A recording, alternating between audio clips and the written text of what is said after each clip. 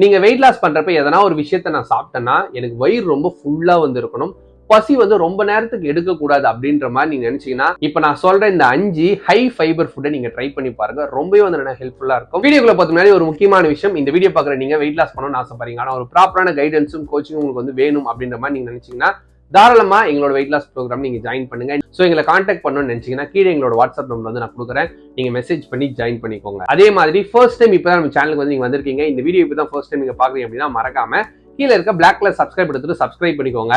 அதுக்கு பக்கத்துல இருக்க பெல் ஐகானை கிளிக் பண்ணிக்கோங்க. அப்பதான் எந்த ஒரு வீடியோஸ் போஸ்ட் பண்ணாலுமே நோட்டிபிகேஷன்ஸ் வரும். ஃபர்ஸ்ட் ஹை ஃபைபர் இருக்க ஃபுட் வந்து சியா சீட். இந்த சியா சீடை ஓவர் நைட் வந்து நீங்க வாட்டர்ல வந்து ஊற வச்சுக்கோங்க. நீங்க தண்ணியில இது வந்து ஆட் பண்ணும்போது 10 இருந்து 12 மடங்கு வந்து அந்த தண்ணியை வந்து இது அப்சர்வ் பண்ணிக்கும்.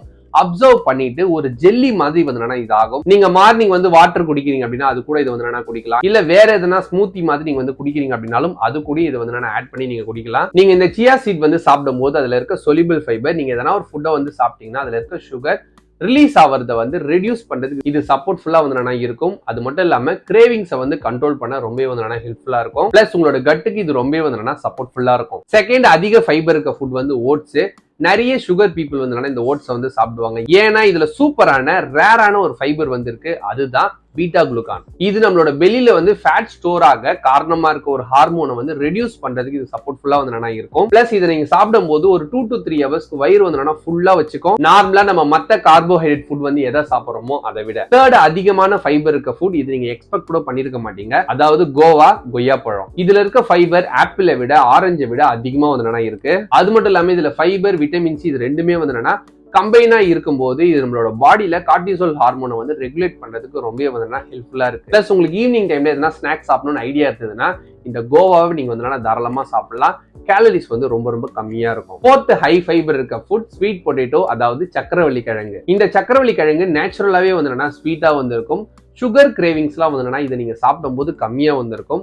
பர்டிகுலரா இதுல பெக்டின் அப்படின்ற ஒரு சொலிபிள் ஃபைபர் வந்து இருக்கு. இதை நீங்க சாப்பிடும் போது ஸ்லோவா வந்து டைஜஷன் வந்து ஆகும், பசிலாம் வந்து அந்த அளவுக்கு எடுக்காது. பிளஸ் சுகர் லெவல் வந்து அதிகமா ஆகாம கம்மியா இருக்கிறதுக்கு இது சப்போர்ட்ஃபுல்லா வந்து இருக்கும்.